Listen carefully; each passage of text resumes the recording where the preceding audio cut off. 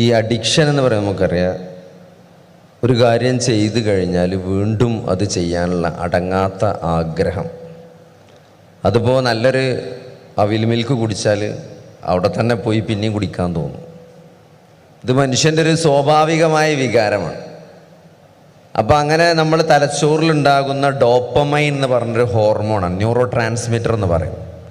ഈ ന്യൂറോ ട്രാൻസ്മിറ്ററാണ് സത്യത്തിൽ അങ്ങനത്തെ സന്തോഷങ്ങൾ നമുക്ക് തരുന്നത്. അപ്പോൾ അങ്ങനത്തെ ഒരു കാഴ്ചയോ ഒരു കേൾവിയോ അങ്ങനത്തെ ഹറാമായ എന്തെങ്കിലും ഒരു ആസ്വാദനങ്ങളിൽ നമ്മൾ ചെന്നപ്പെട്ടാൽ നമുക്കുണ്ടാകുന്ന ഒരു ഡോപ്പമിനർജിക് ലെവൽ ഡോപ്പമിൻ്റെ ലെവൽ എന്നുള്ളത് ഭയങ്കര ഹൈ ആണ്.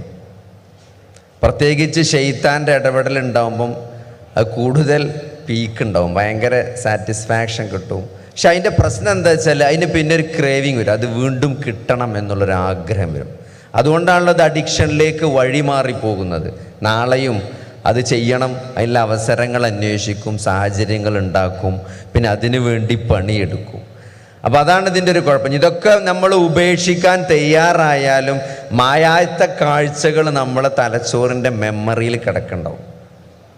അപ്പോൾ അതുകൊണ്ടാണിത് മാസ്റ്റർബേഷനിലേക്ക് അല്ലെങ്കിൽ സ്വയംഭോഗത്തിലേക്ക് ഇത് എത്തുന്നതെന്ന് പറഞ്ഞാൽ, സ്വയംഭോഗം എന്ന് പറഞ്ഞാൽ വെറുതെ സംഭവിക്കുന്ന ഒരു കാര്യമല്ല. എന്തെങ്കിലും ഒരു ഇമേജ് കാണാതെയോ സങ്കല്പിക്കാതെയോ ആളുകൾ സ്വയംഭോഗം ചെയ്യാറില്ല. അപ്പോൾ അതുകൊണ്ട് തന്നെ ഇതിൻ്റെ ഒരു ഇമേജ്, അല്ലെങ്കിൽ എല്ലാവരുടെ കയ്യിലും ഫോണുണ്ട്, എവിടെ വെച്ച് യൂസ് ചെയ്യുക, യൂണിവേഴ്സലായിട്ട് യൂസ് ചെയ്യുക, ബാത്റൂം എവിടെ വെച്ചും ആൾക്കാർക്ക് യൂസ് ചെയ്യാൻ പറ്റും. അതുകൊണ്ട് തന്നെ എന്താ വെച്ചാൽ ഇതിൽ നിന്ന് രക്ഷപ്പെടാൻ നമ്മൾ മാനസികമായി തയ്യാറെടുത്തില്ലെങ്കിൽ ഒരിക്കലും സാധ്യമല്ല. പിന്നെ മറ്റേത് ലഹരിയെപ്പോലെ തന്നെ കൊക്കൈൻ ആണെങ്കിലും ബ്രൗൺ ഷുഗർ ആണെങ്കിലും കഞ്ചാവാണെങ്കിലും ഏത് അഡിക്ഷനിലും ഉണ്ടാകുന്ന അതേ സൈക്കോളജിക്കൽ, അതേ ബ്രെയിനിലുണ്ടാകുന്ന മാറ്റം തന്നെയാണ് പോണോഗ്രഫിക്കുണ്ടാകുന്നത്. അപ്പോൾ സത്യത്തിൽ കോവിഡ് എന്ന മഹാമാരിയെ പാൻഡമിക് നമ്മൾ പറയും. സത്യത്തിൽ ഈ 2-3 വർഷം കൊണ്ട് ലോകത്തിൽ സംഭവിച്ചത് എന്താ വെച്ചാൽ പോണ്ടമിക്കാണ് ഉണ്ടായത്. ആൾക്കാരെല്ലാം സ്വന്തം ഫോണിലേക്ക് ഒതുങ്ങിക്കൂടുകയും ആളുകൾ കൂടുതൽ പോൺ സൈറ്റുകൾ യൂസ് ചെയ്തു എന്നാണ് കഴിഞ്ഞ പഠനങ്ങളൊക്കെ തെളിയിക്കുന്നത്. ലോകത്തിലെ 3 സോഫ്റ്റ്വെയർ, ലോകത്തിലെ ഏറ്റവും കൂടുതൽ പൈസ ഉണ്ടാക്കുന്ന സോഫ്റ്റ്വെയർ കമ്പനിക്കാരുടെ ഇൻകത്തേക്കാൾ കൂടുതലാണ് കഴിഞ്ഞ 3 വർഷത്തെ പോൺ സൈറ്റുകളുടെ മൊത്തം ഇൻകം എന്നാണ് പറയുന്നത്. അപ്പം അത്രയും ആളുകൾ ഇത് യൂസ് ചെയ്യുന്നുണ്ട് എന്നുള്ളത്. അതിൽ ചില ആൾക്കാർ വിചാരിച്ചു ഇനി കല്യാണം കഴിഞ്ഞിട്ട് നന്നാകാൻ വിചാരിച്ച ആൾക്കാർ, ചില ആൾക്കാരോട് സംസാരിക്കും പറയും ഏതായാലും ഇപ്പോൾ ഇനി ഒരു പെണ്ണെ കെട്ടിയിട്ട് നന്നാകാമെന്ന്. എന്നാൽ പെണ്ണെട്ടിയ ആൾക്കാരാണ് ഏറ്റവും കൂടുതൽ ഫോൺ യൂസ് ചെയ്യുന്നത്. അപ്പോൾ ഒരിക്കലും പെണ്ണെട്ടിയിട്ട് നന്നാകാമെന്ന് വിചാരിച്ചിട്ട് ആരും നിൽക്കണ്ട, ഒരിക്കലും സാധ്യമല്ല, വഷളാകാണ് ചെയ്യുക.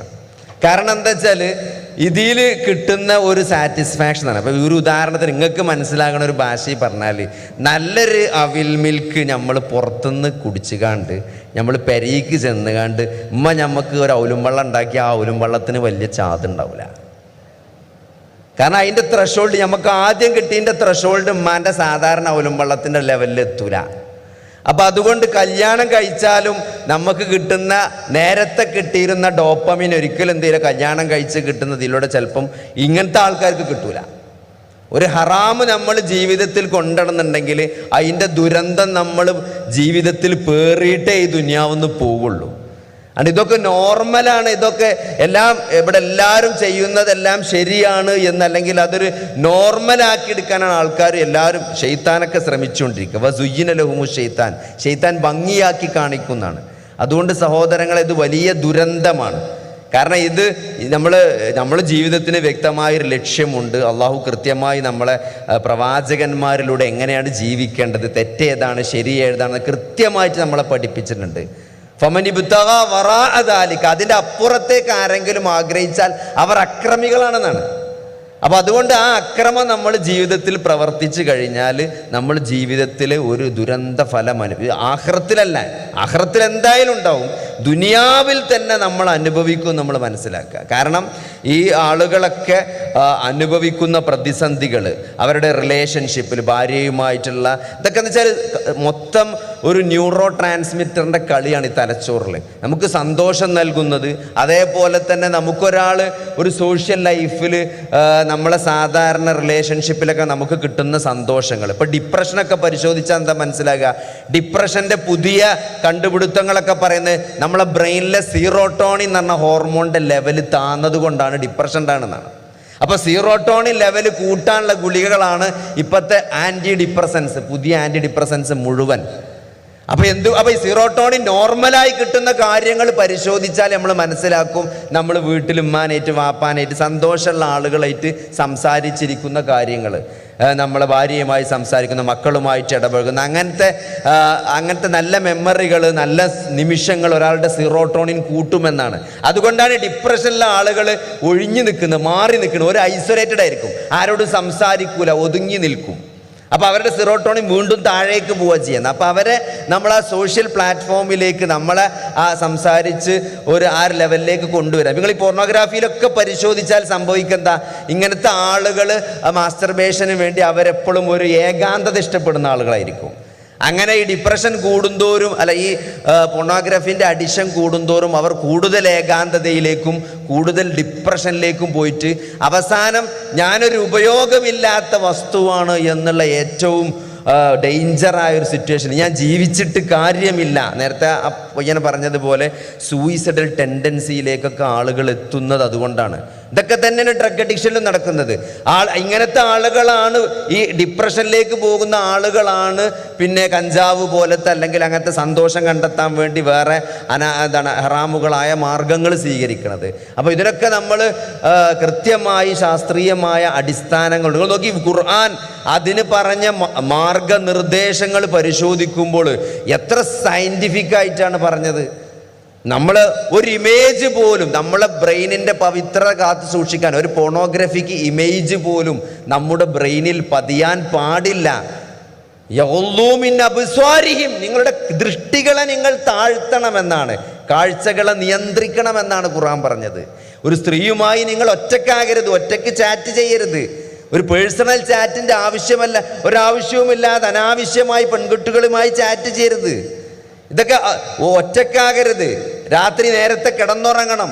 ഇതൊക്കെ അള്ളാഹുവിൻ്റെ റസൂലിൻ്റെ അധ്യാപനങ്ങളാണ്. വ്യഭിചരിക്കരുത് എന്ന് പോലല്ല വിശുദ്ധ ഖുർആൻ പറഞ്ഞത്. വലാ തഖ്റബുസ്സിന, നിങ്ങൾ വ്യഭിചാരത്തെ സമീപിക്കരുത് എന്നാ പറഞ്ഞത്. കാരണം സമീപിച്ചാൽ അത് ടെംപ്റ്റേഷൻ വരും, ഡോപ്പമീൻ്റെ കളിയാണ്, അത് സംഭവിച്ചു പോകും, നിയന്ത്രിക്കാൻ കഴിയില്ല. അപ്പം അതുകൊണ്ട് നമ്മൾ കൃത്യമായി നമ്മുടെ ജീവിതത്തിനൊരു ലക്ഷ്യമുണ്ട്. എല്ലാവരും ചെയ്യാനുള്ളവരല്ല വിശ്വാസികൾ എന്നുള്ളത്. നമുക്കൊരു കൃത്യമായ മാർഗരേഖയുണ്ട്. നമ്മുടെ ലക്ഷ്യം എന്നുള്ളത് നൈമിഷികമായ ജീവിതമല്ല. ഇവിടെ ചിലപ്പോൾ നമ്മൾ കുറേ കഷ്ടപ്പെട്ട് കോഴ്സൊക്കെ പഠിച്ച് ഒരു PG എത്തി നല്ലൊരു ജോലിയൊക്കെ കിട്ടുന്നതിന് മുമ്പ് ചിലപ്പോൾ മരിച്ചു പോയേക്കാം.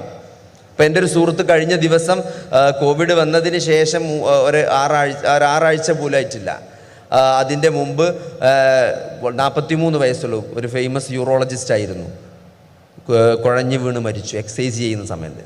അപ്പോൾ അതുകൊണ്ട് സഹോദരങ്ങളെ, നമ്മുടെ ജീവിതം എപ്പോഴാണ് അവസാനിക്കുക എന്ന് നമുക്ക് ആർക്കും പറയാൻ സാധ്യമല്ല.